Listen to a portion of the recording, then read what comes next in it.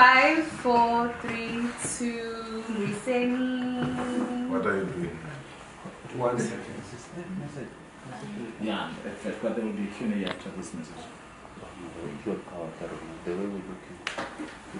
Okay, guys. Okay. Can somebody my just brother. sit with the chair here? And Count. Q&A, I'll come to you. Count. Molo, Okay. All right. No, thanks. Q&A, I'll come to you. Okay, sure. Depending on who's asking the question. Yeah. Okay, so, okay, 5, 4, 3, 2, 1.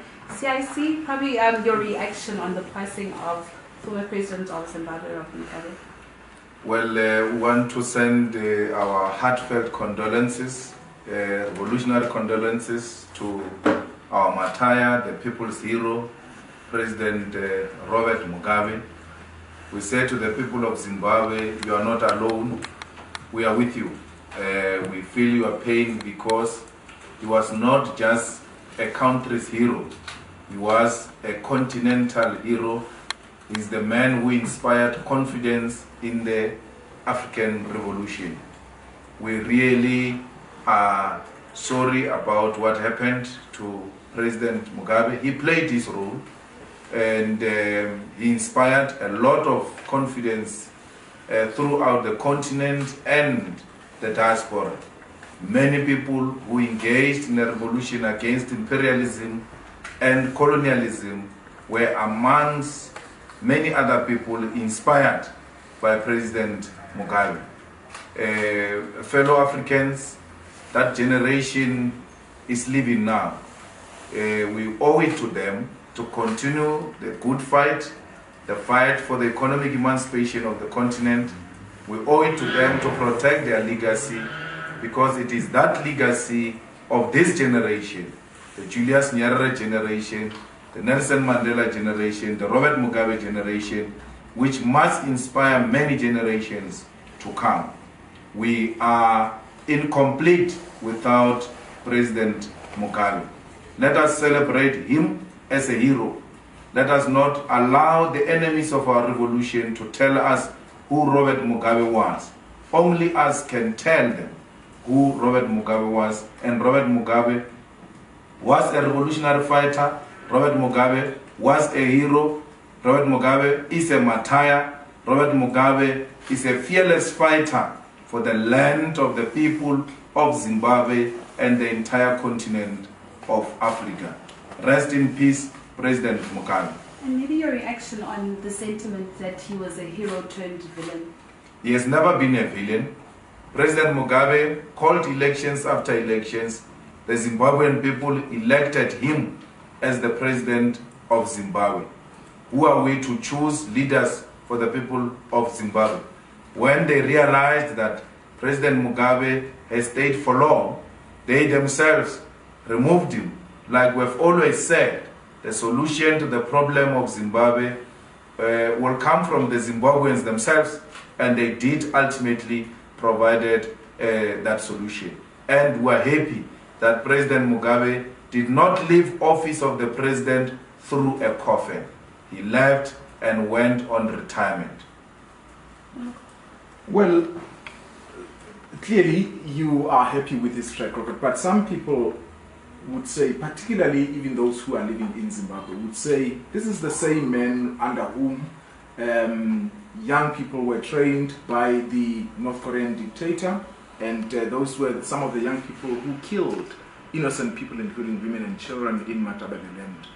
And that, they would say, is a blight on his legacy. Do you not think that perhaps is worth highlighting? It is worth highlighting, but it doesn't make him of a less hero.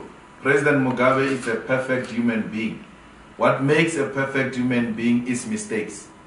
We all are going to commit mistakes, especially when you're engaged in a revolution. Sometimes matters are complex, and the solutions that you are providing may not be sustainable solution or acceptable solutions when history is giving an account of what transpired in the past. But we don't know what necessitated such conditions, and we may not want to justify especially the killing of the Matebele people, the young people and the women. But Having said that, it doesn't make you a lesser a hero because of the mistakes you have committed during the course of conducting the revolution. Do you therefore think, because some people will agree, I'm sure a lot of people will agree with you that in terms of the liberation role that he played, indeed, that was superb. But would you say that he was a great and fantastic president? He was, till to the grave. He remains a hero of our people. President Mugabe will be remembered as a hero because even when he was in office, he never compromised fundamentals. Amongst those fundamentals was the ownership of the land. President Mugabe, it was under him that the indigenous people of Zimbabwe were beginning to own strategic sectors of the economy.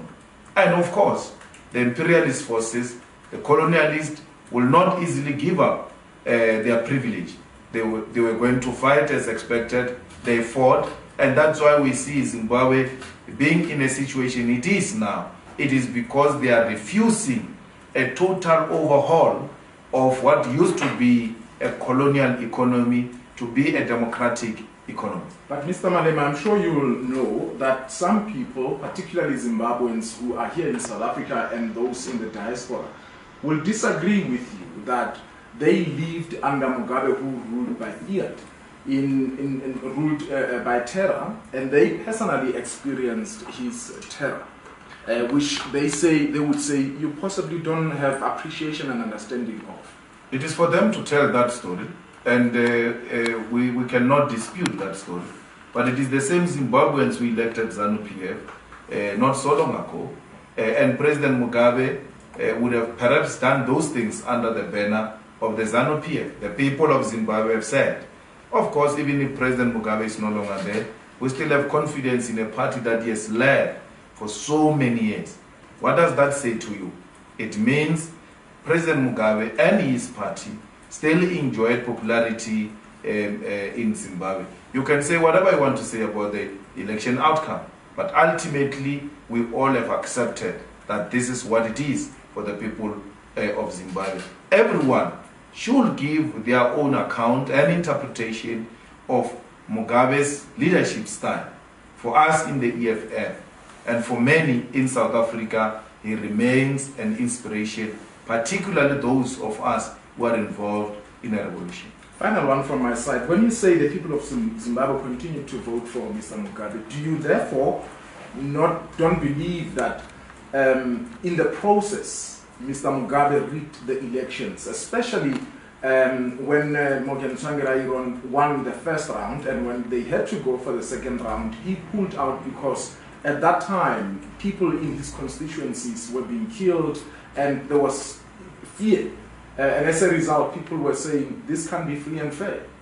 Of course, everyone agrees that Morgan Tsvangirai got the majority, but he didn't win the elections because you had to meet a particular percentage required by the Constitution. So the elections were not won through simple majority at that time when they contested each other. It is no dispute that Morgan Tsvangirai won, got the majority, but did not meet the threshold. And hence the intervention which led to the government of national unity. That was done precisely because he did not meet the threshold and there was violence in Zimbabwe. A solution had to be found. That solution was found, and that solution is what kept Zimbabwe to be what it is today. We still have a country today. We almost lost the country at that time. So it is not in dispute. President Mugabe doesn't dispute the fact that Tsvangirai got more votes than him at that time. But Tsvangirai did not meet the constitutional threshold. And therefore, as a constitutionalist, don't hang on simplicity of numbers without taking into consideration what was required by the Constitution at the time. Intervention was made. Tsvangirai accepted a government of national unity, served as a prime minister of that government of national unity so that their country can be intact and can realize real freedom in the near future. So we still have a Zimbabwe today. Who am I? Who are you to question that if Tsvangirai himself accepted that The stalemate requires a government of national unity. Zimbabweans found a solution to what you thought was a problem. I'm sorry, I know I said that was a final question, but a quick one. Sure. What lessons for South Africa do you think should be drawn out of Mugabe's presidency and legacy, especially when you hear people who are Zimbabweans but are living here saying they want to caution us not to do things the same way Mugabe did? Well, it's not only Zimbabweans who are living here. We've got English people who are living here. There's no Mugabe where they come from. We've got the Dutch people living here. There's no Mugabe where they come from. People came here because, firstly, of the strategic location of this country. Secondly, because there are minerals here. Thirdly, because there are different opportunities for all types of people. So to create an impression that people come to South Africa because they are running away from Mugabe, it is actually incorrect. People come here for economic opportunities. All of us accept that there are challenges in Zimbabwe. The same way there are challenges in many other African countries.